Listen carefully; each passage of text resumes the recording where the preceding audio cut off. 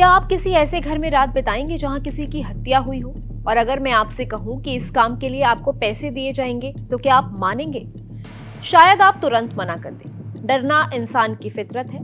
मैंने ये सवाल इसलिए पूछा क्योंकि जापान में कुछ लोग यही काम कर रहे हैं। इन लोगों को घोस्ट इन्वेस्टिगेटर कहा जाता है। इनका काम होता है उन मकानों में रात बिताना जहां अतीत में कोई खौफनाक घटना घटी हो।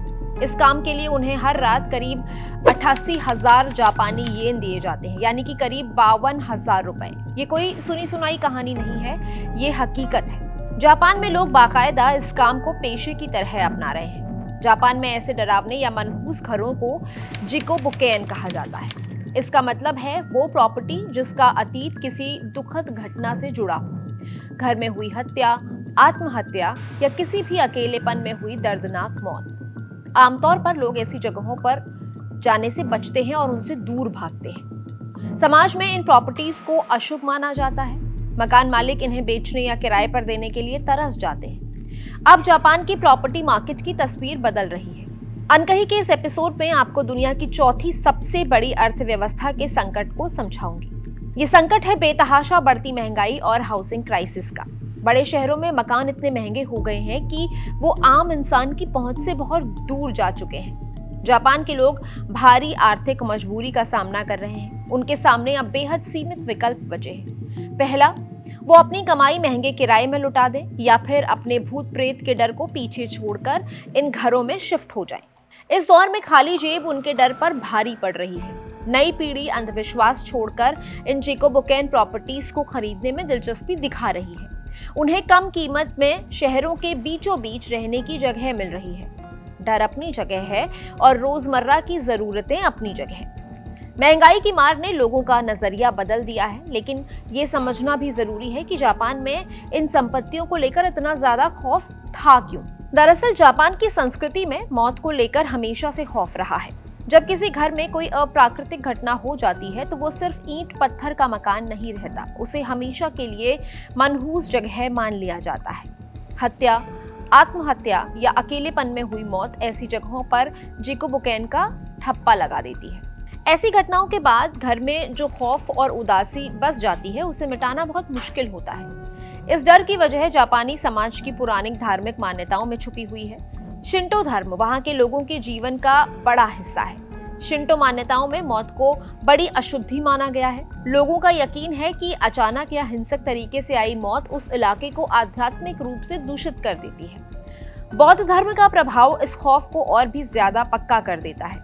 जापानी बौद्ध मान्यताओं के मुताबिक अगर किसी इंसान की मौत भयंकर दर्द, गुस्से या अधूरे मोह के साथ होती है तो उसकी आत्मा को मुक्ति नहीं मिलती। पुराने लोग मानते हैं कि ये भटकती आत्माएं उसी जगह पर कैद होकर रह जाती हैं जहां उनका जीवन खत्म हुआ था। यही वजह है कि पारंपरिक जापानी परिवार ऐसी जगहों का नाम सुनकर घबरा जाते हैं। वो गलती से भी ऐसे घरों के आसपास भटकना या वहां रहना पसंद नहीं करते। समाज में इन घरों को इतना बड़ा कलंक माना जाता है कि ये सालों साल वीरान पड़े रहते हैं। मकान मालिकों के लिए करोड़ों की प्रॉपर्टी ऐसा बोझ बन जाती है जिसे कोई भारी डिस्काउंट पर भी लेने को तैयार नहीं होता। सालों से जापान में इन घरों पर लटके ताले वहां के अंधविश्वास की कहानी सुनाते रहे हैं, लेकिन अब जापान की तस्वीर और तकदीर दोनों बदल रही है। जिन घरों की दहलीज पार करने से लोगों के पसीने छूटते थे, आज वहां रहने के लिए होड़ मची है। लेकिन अचानक इतना बड़ा बदलाव कैसे आया? जापान के युवा अब भटकती आत्माओं से क्यों नहीं डर रहे? इसका जवाब है महंगाई, जिसने लोगों को इतना डरा दिया है कि अब उन्हें भूतों से डर नहीं लगता। जापान की अर्थव्यवस्था भले ही दुनिया में चौथे नंबर पर हो, लेकिन आम आदमी की जिंदगी लगातार मुश्किल होती जा रही है। टोक्यो जैसे बड़े शहरों में घर खरीदना आम इंसान के बस की बात नहीं रही। आपको जानकर हैरानी होगी कि टोक्यो की प्रमुख जगहों में 80 से 85 गज का छोटा सा अपार्टमेंट 100 मिलियन येन का आंकड़ा पार कर चुका है। भारतीय रुपए में ये करीब 6 करोड़ होते हैं। इतनी बड़ी कीमत चुकाना आम आदमी के लिए नामुमकिन सा हो गया है। इसलिए वहां के ज्यादातर युवा किराए के घरों पर डिपेंडेंट हैं। लेकिन वहां भी उनके लिए कोई राहत नहीं है। एक औसत जापानी युवा महीने भर काम करके लगभग 2 लाख येन कमाता है, और अगर वो टोक्यो में अकेले रहना चाहता है तो महीने का खर्च आसानी से 2,03,000 येन के पार चला जाता है। मतलब जितनी आमदनी है उससे कहीं ज्यादा खर्चा है। महंगाई का प्रहार सिर्फ किराए तक सीमित नहीं है, रोजमर्रा की जरूरतें भी लोगों की जेब पर भारी पड़ रही हैं। जापान में 5 किलो चावल खरीदने के लिए लगभग 4000 येन खर्च करने पड़ते हैं। बिजली, पानी और गैस के बिल हर महीने 25,000 येन से ज्यादा आते हैं। इंटरनेट और मोबाइल के लिए अलग से पैसे देने होते हैं। ऐसे में एक युवा अपने भविष्य के लिए क्या ही बचा पाएगा। किराए के अलावा जापान के घर लेने की प्रक्रिया में कुछ ऐसे छिपे हुए खर्चे होते हैं जो सीधे तौर पर युवाओं पर बड़ी मार है। सिक्योरिटी डिपॉजिट के अलावा रेकिन नाम की एक अजीब व्यवस्था है। ये मकान मालिक को दिए जाने वाला ऐसा तोहफा है जो आपको कभी वापस नहीं मिलता, फिर बिना किसी गारंटर के घर किराए पर नहीं मिलता। इसके लिए गारंटर कंपनियों को अलग से फीस देनी पड़ती है। ताला बदलने का खर्च और बीमा के पैसे अलग से लगते हैं। जब तक एक शख्स घर में कदम रखता है तब तक उसकी महीनों की जमा पूंजी इन शुरुआती खर्चों में ही साफ हो जाती है। इसी आर्थिक घुटन के बीच जिकोबुकेन प्रॉपर्टीज युवाओं के लिए जीवनदान बनकर आई हैं। जो घर सालों से खाली पड़े हैं, मकान मालिक उन्हें किसी भी तरह किराए पर चढ़ाना चाहते हैं। उन्हें डर होता है कि अगर 1-2 साल तक घर खाली रहा तो भारी नुकसान होगा, इसलिए वो इन कलंकित घरों के किराए में 20 से 50% तक का भारी डिस्काउंट दे रहे हैं। रियल एस्टेट एजेंट भी इन घरों को किराए पर उठाने के लिए बहुत रचनात्मक तरीके अपना रहे हैं। टोक्यो डिज्नीलैंड के पास ऐसे ही एक भूतिया घर पर बहुत वायरल विज्ञापन लगा हुआ था। उस विज्ञापन में लिखा था कि शुरुआती लागत बहुत कम है, घर डिज्नीलैंड के एकदम करीब है और सबसे दिलचस्प लाइन थी कि आप अकेले रहेंगे लेकिन आपको कभी अकेलापन महसूस नहीं होगा। ऐसे मजाकिया विज्ञापनों और भारी छूट ने जापानी युवाओं की सोच को बदलने का काम किया है। विज्ञान और तर्क पर भरोसा करने वाले युवाओं को कम पैसों में शहर के बीचों बीच अच्छा घर मिल रहा है। उनके लिए महीने के आखिर में आने वाले किराए के बिल किसी भूत या आत्मा से ज्यादा डरावने हैं। आर्थिक तंगी ने उनके डर को खत्म कर दिया है, पर यह सब इतनी आसानी से नहीं हुआ। जापान में काफी सालों से बड़ा खेल चल रहा था। इसे जिकोबुकेन लॉन्ड्रिंग कहा जाता था। मकान मालिक और एजेंट अक्सर चालाकी करते थे। वो ऐसे ही भूतिया घरों में कुछ दिनों के लिए किसी किराएदार को ठहरा देते थे। जैसे ही वो किराएदार घर खाली करता था, उस प्रॉपर्टी का कलंक कानूनी रूप से धुल जाता था। लेकिन जब नया किराएदार आता था तो उसे इस बारे में कुछ बताया ही नहीं जाता था। इस धोखाधड़ी का शिकार अक्सर वो युवा होते थे जो सस्ते घर की तलाश में शहर आते हैं। 2021 में जापान की सरकार ने इस खेल पर हमेशा के लिए लगाम लगा दी। भूमि और परिवहन मंत्रालय ने रियल एस्टेट के लिए नए कानून बनाए जो बहुत सख्त थे। इनमें सबसे अहम था 3 साल का नियम। मतलब अगर किसी घर में आत्महत्या या हत्या हुई है तो अगले 3 साल तक हर नए किराएदार को इसकी जानकारी देना अनिवार्य कर दिया गया। इसके अलावा सरकार ने बुढ़ापे या बीमारी से होने वाली स्वाभाविक मौतों को मनहूस घरों की श्रेणी से बाहर कर दिया। कानून तो सख्त हो गया, लेकिन लोगों तक सही जानकारी कैसे पहुंचे? इसका हल निकाला ओशिमालैन नाम की वेबसाइट ने। 2005 में शुरू हुई ये वेबसाइट एक तरह का डिजिटल नक्शा है। इस पर जगह जगह आग की लपटों के निशान बने हुए हैं।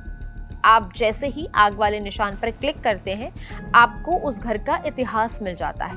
वहां मौत कैसे हुई, कब हुई और क्या कारण था, सब कुछ आपकी स्क्रीन पर आ जाता है।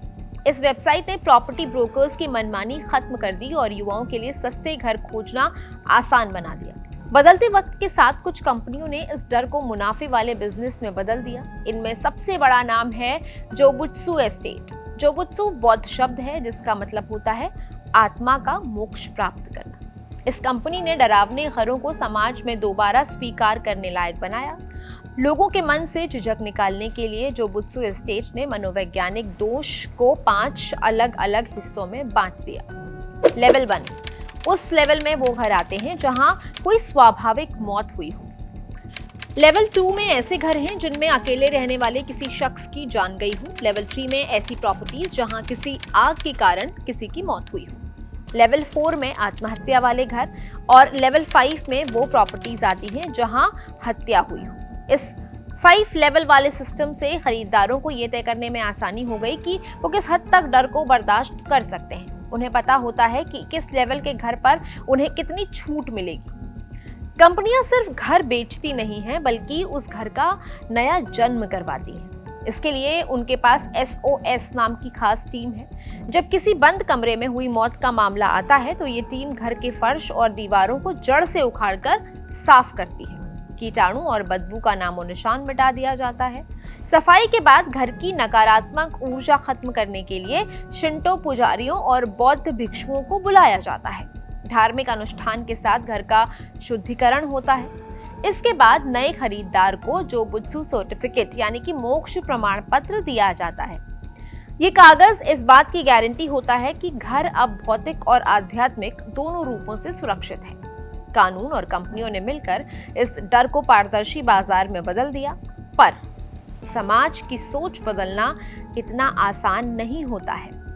जापान के लोगों के मन में भूतों का डर है और उस डर को निकालने का सबसे बड़ा श्रेय वहां के एक कॉमेडियन को जाता है। उनका नाम मात्सुबारा तानिशी है।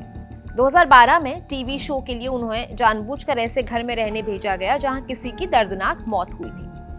मात्सुबारा को लगा कि ये बस कुछ दिनों का काम है, लेकिन इस तजुर्बे ने उनकी जिंदगी बदल दी। इसके बाद मात्सुबारा ने कुल 12 अलग अलग भूतिया घरों में रातें बिताई। उन्होंने कैमरे में रहस्यमयी रोशनी कैद की और अजीब आवाजें भी सुनी। उन्होंने इन घटनाओं को डरावनी कहानी की जगह मजेदार किस्सों की तरह लोगों के सामने पेश किया। 2018 में उन्होंने अपने इन अनुभवों पर किताब लिखी जो काफी मशहूर हुई। इस किताब की 1 लाख से ज्यादा कॉपीज हाथों हाथ बिक गई। बाद में इस पर हॉरर कॉमेडी फिल्म भी बनी जिसने बॉक्स ऑफिस पर बम्पर कमाई की। मात्सुबारा के मजाकिया प्रयोग ने जापानी समाज को बड़ा सबक दिया। उन्होंने साबित किया कि मनहूस घर में रहने से इंसान तुरंत नहीं मर जाता। उनके इस नजरिए ने युवाओं के बीच इन घरों को लेकर चल रही बहस का रुख मोड़ दिया। मात्सुबारा के अलावा विदेशी निवेशकों ने भी इस डर को मिटाने में अहम भूमिका निभाई। जापानी नागरिकों को अपनी मान्यताओं की वजह से थोड़ी हिचकिचाहट होती है, लेकिन पश्चिमी देशों से आने वाले निवेशकों को जापानी भूतों से कोई खौफ नहीं है।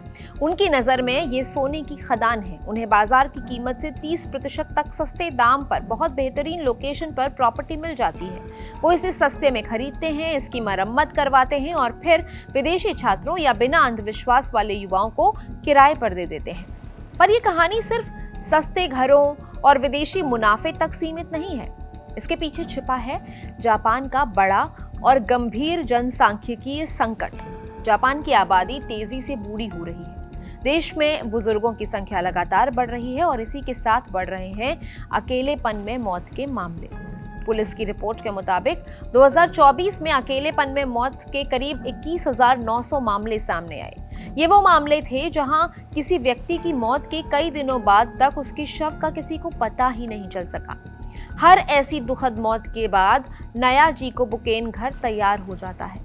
जापान में पहले से ही लाखों घर खाली पड़े हैं। अगर जापान के लोगों ने इन प्रॉपर्टीज को लेकर पूरी तरह अपना नजरिया नहीं बदला तो उनका रियल एस्टेट मार्केट चरमरा जाएगा। वहीं दूसरी तरफ अपना देश भारत भी है जिसका रियल एस्टेट बाजार बिल्कुल अलग कहानी कह रहा है।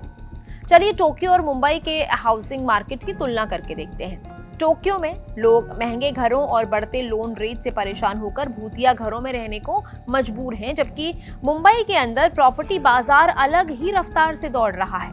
यहाँ सस्ते होम लोन ने लोगों को नए घर खरीदने की बड़ी उम्मीद दी है।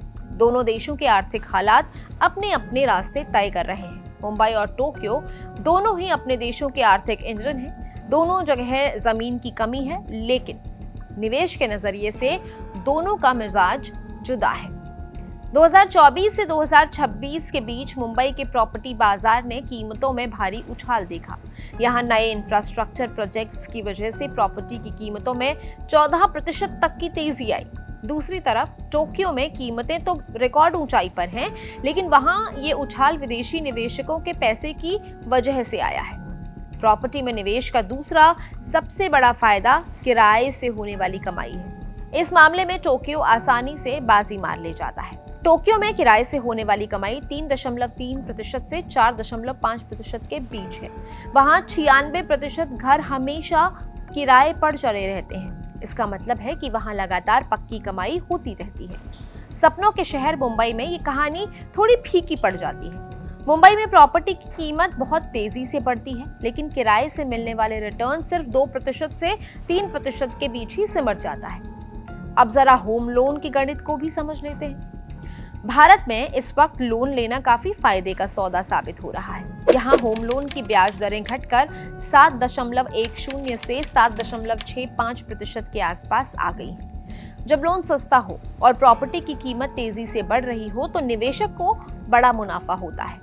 यहाँ लोग कम दांव लगाकर ज्यादा मुनाफा कमा रहे हैं। वहीं जापान की कहानी इसकी उलट है। वहाँ लोगों के लिए घर खरीदना नामुमकिन होता जा रहा है। जापान में दशकों से चली आ रही कम ब्याज दर वाली नीति अब बदल रही है। वहाँ फिक्स्ड रेट मॉर्टगेज दरें बढ़कर 2.3% तक पहुंच गई हैं। जब किराए से 3.3% की कमाई हो और लोन का ब्याज 2.3% देना पड़े तो मुनाफे का मार्जिन काफी घट जाता है। जापान में लोन लेकर घर खरीदना अब पहले जैसा फायदे का सौदा नहीं रहा। बढ़ता ब्याज दर वहां के स्थानीय निवेशकों के लिए मुसीबत बन रहा है, जबकि विदेशी निवेशकों को सस्ते येन का फायदा मिल रहा है। और यही वजह है कि जिकोबुकेन अब हाउसिंग बाजार का नया और टिकाऊ चक्र बन चुका है। खाली पड़े घरों को आबाद करने का तरीका जापान की डूबती अर्थव्यवस्था को सहारा दे रहा है। साथ ही ये भी साबित हो गया है कि जब आर्थिक स्थिति कमजोर होती है तो बड़े से बड़ा डर भी पीछे छूट जाता है। बेतहाशा महंगाई ने सदियों पुराने अंधविश्वास को हरा दिया है। अब आप बताइए, अगर आपको किसी बहुत अच्छी लोकेशन पर 50% के भारी डिस्काउंट पर कोई घर मिले लेकिन उसका अतीत डरावना हो, तो क्या आप वहां पर रहना पसंद करेंगे? या फिर आप मुंबई के बाजार की तरह ज्यादा कीमत चुकाकर सुरक्षित विकल्प भी चुनना चाहेंगे? आप अपनी राय हमें कमेंट सेक्शन में जरूर बताएं। हमें आपके जवाब का इंतजार रहेगा। अगर आपको हमारी ये रिसर्च और वीडियो पसंद आई हो तो इसे आप अपने दोस्तों और परिवार के साथ शेयर कर सकते हैं। देश और दुनिया की ऐसी ही दिलचस्प और अनकही कहानियों को गहराई से समझने के लिए कड़क को अभी सब्सक्राइब करें।